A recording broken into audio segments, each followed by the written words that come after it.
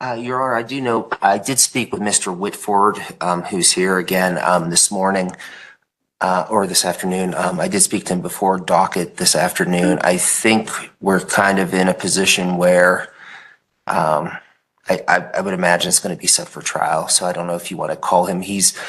I did ask him if he wanted to retain counsel. He indicated he doesn't need counsel, so. Okay. I think it's no insurance and some traffic things. Is that right? Yes, Your Honor. The question was when we were back in court, do you want me to wait? Are we on? Yeah, let me go ahead and call it. We're on the record on People's State Call versus Eric Whitford. Mr. Whitford, you go to the lectern there.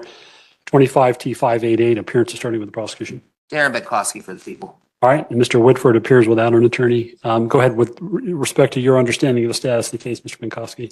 One of the major points of contention is what happened to Mr. Whitford's vehicle. There was some confusion by the court as to why his car would have been towed. I did reach out to the police department on that. What I received back, Your Honor, was essentially an abandoned vehicle cover sheet. They said it was treated as an abandoned vehicle, reasons for tow. The best they have in there is just a check mark on the impound lot. Okay. But from my understanding and reading this, it's pursuant to CRS 42-4-1801, 1804, notice of towing from a public place. Okay. Mr. Whitford, all of that has nothing to do with the charge against you in this case. And none of that's admissible at trial. But if you want to plead not guilty, the failure to have insurance, then we can set it for trial.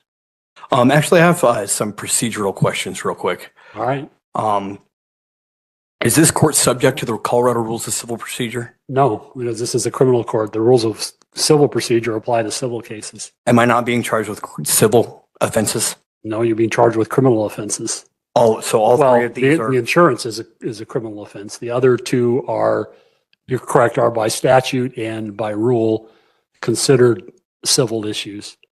Then wouldn't the rules of civil procedure don't apply to them. It doesn't apply to them? No. Okay, so is this court subject to the rules of the Constitution and the Bill of Rights? Yes.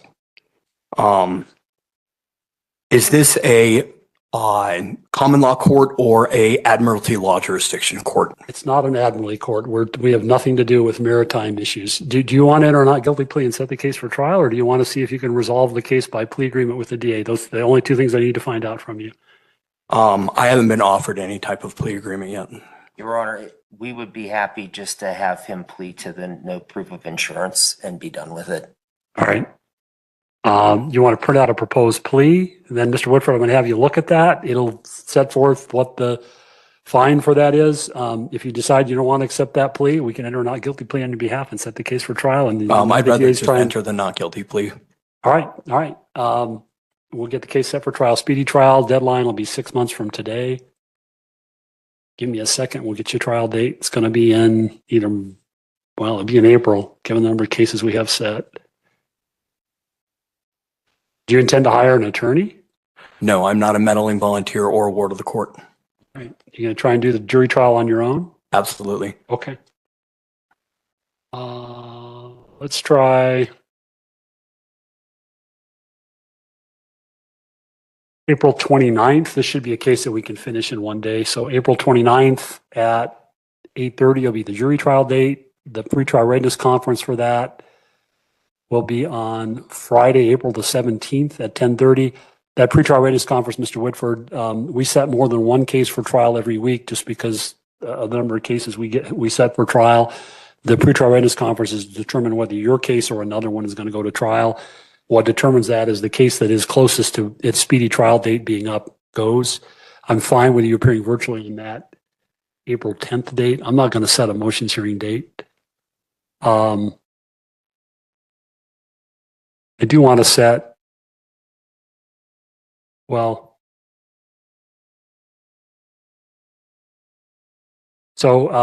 it wouldn't hurt for you to observe a trial.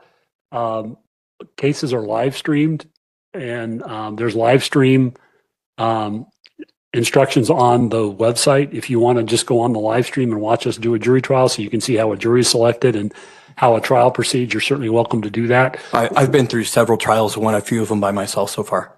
Okay, you're not the first person who's told me that. The last person that told me that broke down in tears when we started the trial, but I'm not saying that'll be you, but you're not the first person I've heard that from.